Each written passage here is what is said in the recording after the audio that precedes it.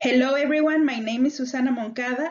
I am Ciclomanias environmental educator and I am currently studying a master's in sustainable energy development.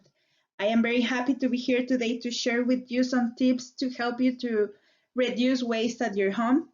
And this first module is part of the Zero Waste Ambassador at Home program, which is part of Ciclomanias educational programs, and it is founded by the Take Action grant.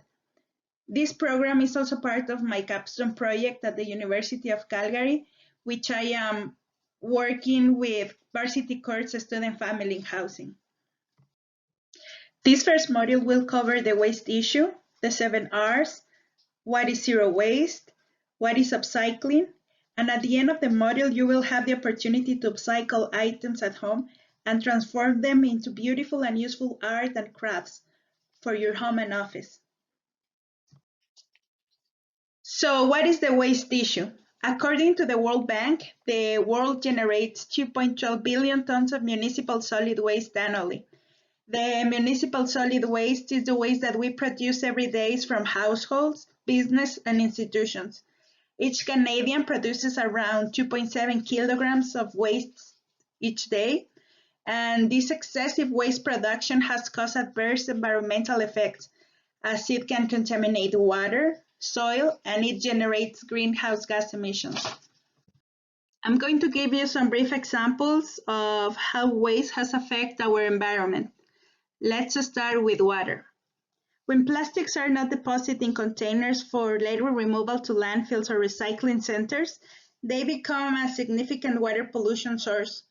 According to the Ocean Conservancy Organization, every year, 8 million metric tons of plastic enter our ocean, on top of the estimated 150 million metric tons that are currently circulating in our marine environments. Plastic waste that ends up in the environment is broken down into small pieces, and these small pieces are better known as microplastics. Marine animals mistakenly ingest them, affecting their health. Similarly, when fish ingest these microplastics, they enter the food chain.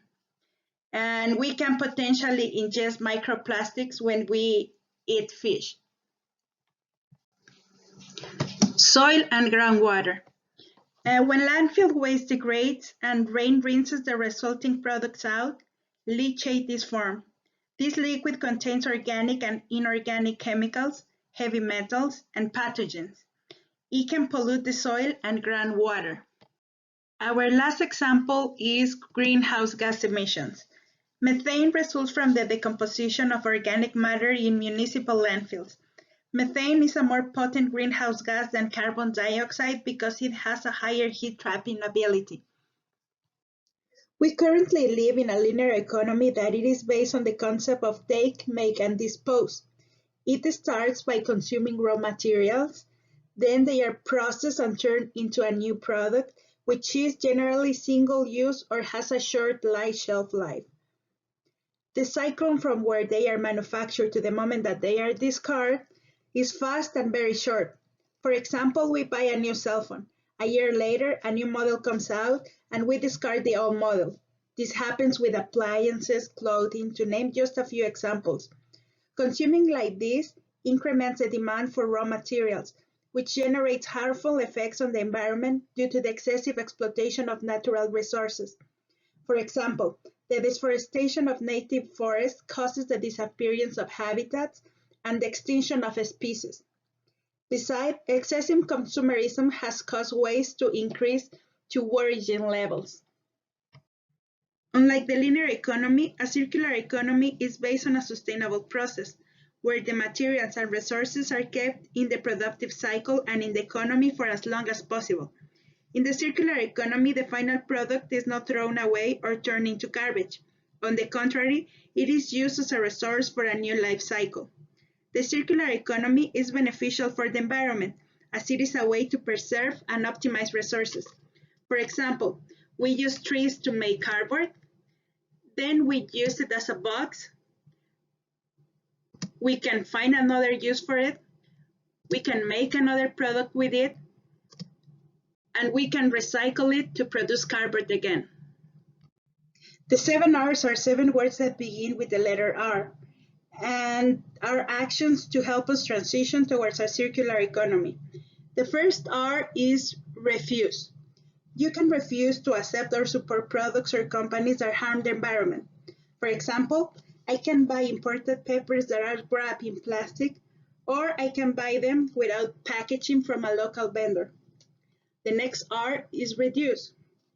We live in mass consumerism. We consume a lot and very quickly without giving value to things. Reducing the number of products we consume or the waste that we produce is also fundamental for taking care of our environment. The next R is regift. It is to share with someone the material or products that you don't need. Then we have reuse. All our products can have a second life through crafts or homemade tricks. Thanks to this, we managed to extend the useful life of the product. Upcycle is also known as a creative reuse, and it also contributes to extending the lifespan of a product of material. Then is repurpose. Repurpose is to give a second life to a product that you don't need. For example, reuse glass jars to store food. Then we have repair.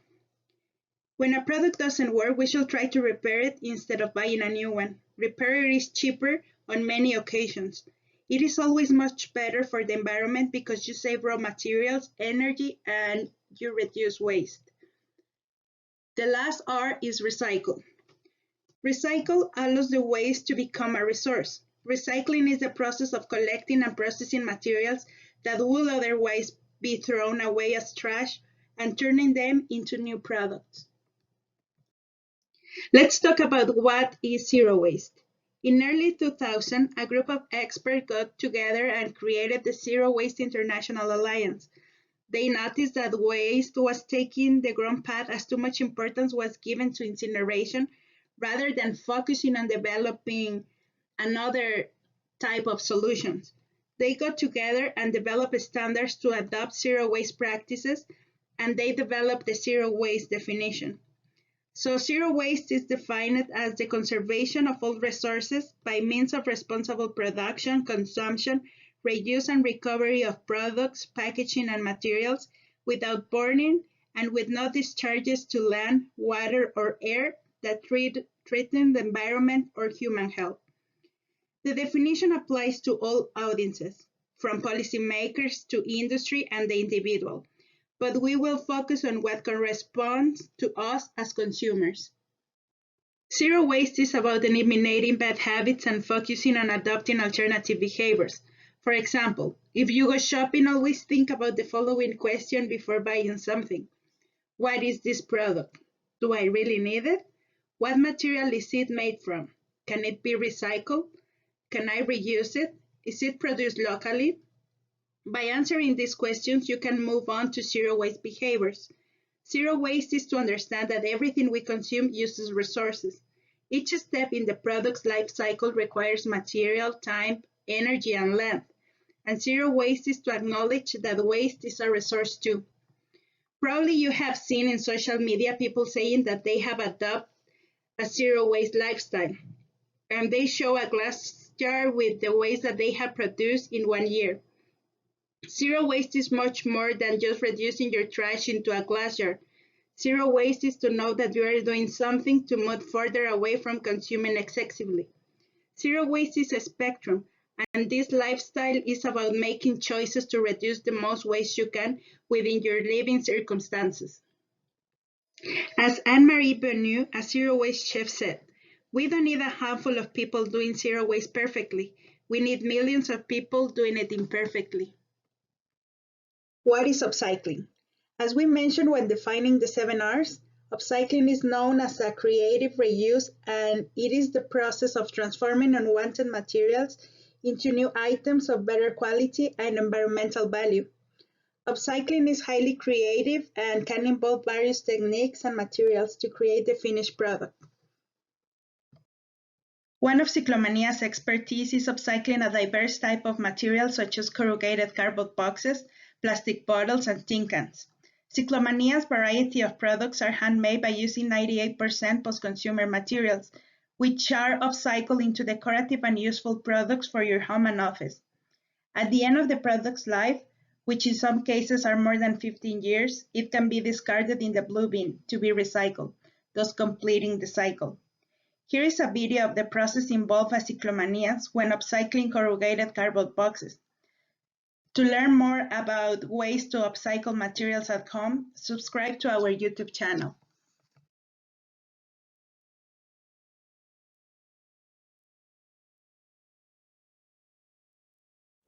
Hello everyone, my name is Elizabeth and I run an organization called Ciclomanias. At Ciclomanias, we upcycle products and teach others how to look at byproducts as an opportunity to be creative.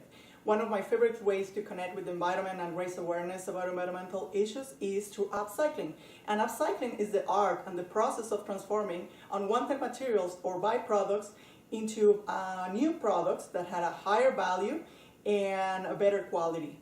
So today I want to show and share with you the process that we use and follow when we are upcycling corrugated cardboard boxes.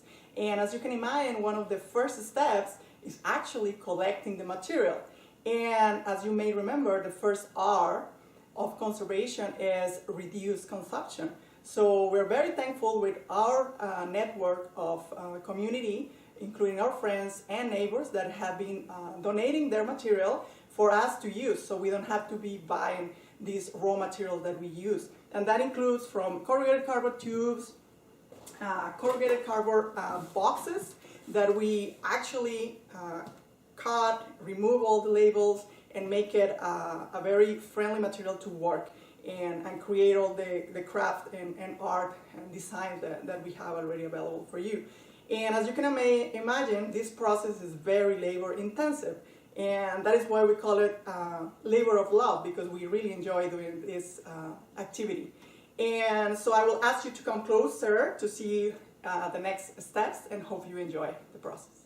So let's start off labor of love, removing all the stickers and then cutting in smaller pieces so it's easier to work with the cardboard. So I just gonna do it so you are able to see the whole process.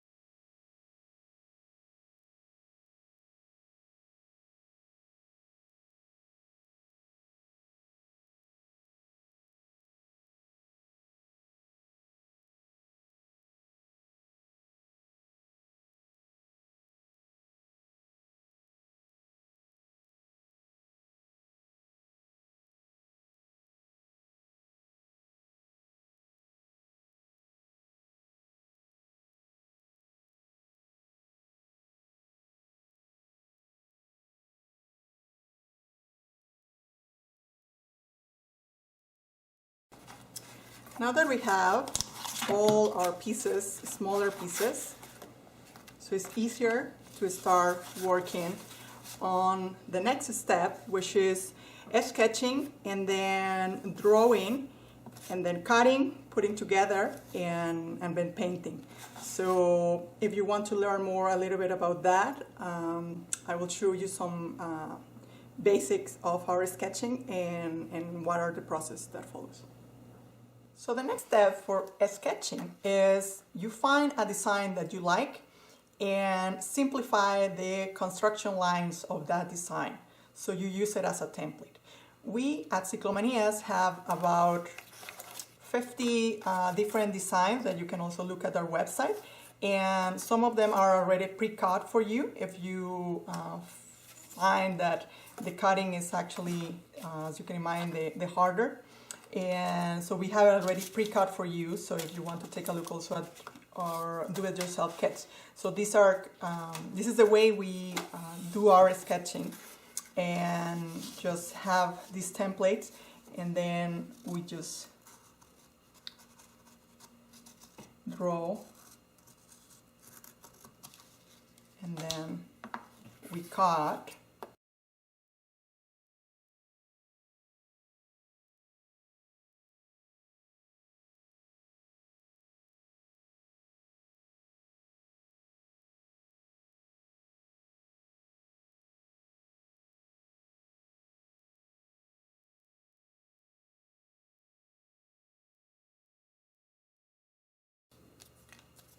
If you want to add a little bit of design here, you can do just a little cut.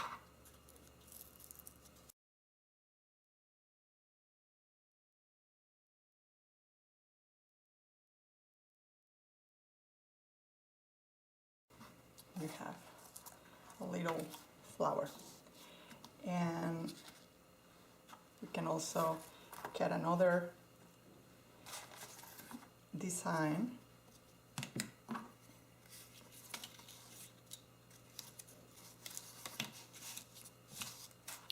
Usually pick a cardboard in the corner so it's easier to cut.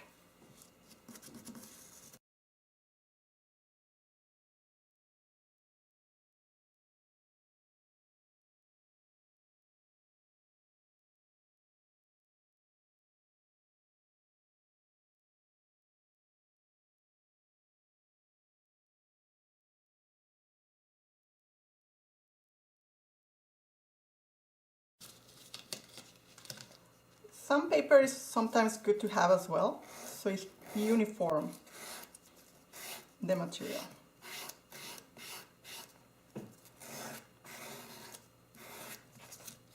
So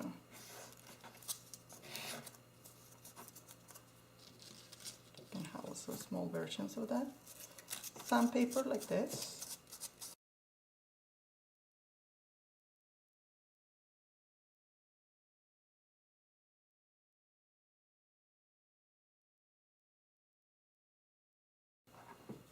And then if you have corrugated tube, it's also always good to just uniform from the inside, so it's easier to just make the base and remove all this little sawdust that is generated when you cut the tubes like this.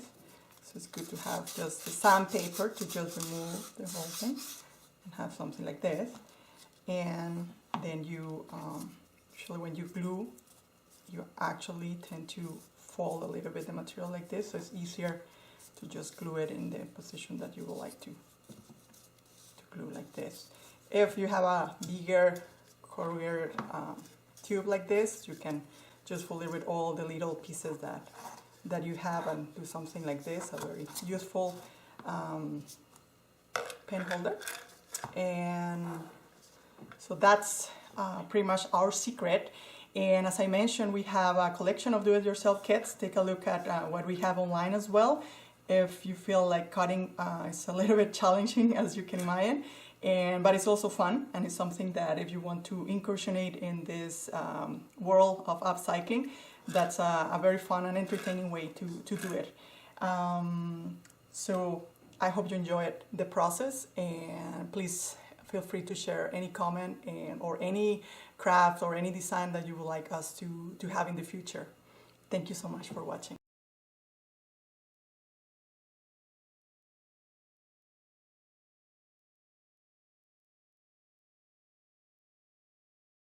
I hope you have enjoyed and learned from this module. Please do share with us any comments and feedback you have at ciclomanias@gmail.com. And if you are able to upcycle any items at home, please share with us your pieces of art. And here are our social media links where you can find us and share any comments and pictures of your artwork. We will see you in our next session where you will learn about vermicomposting. Thank you for watching.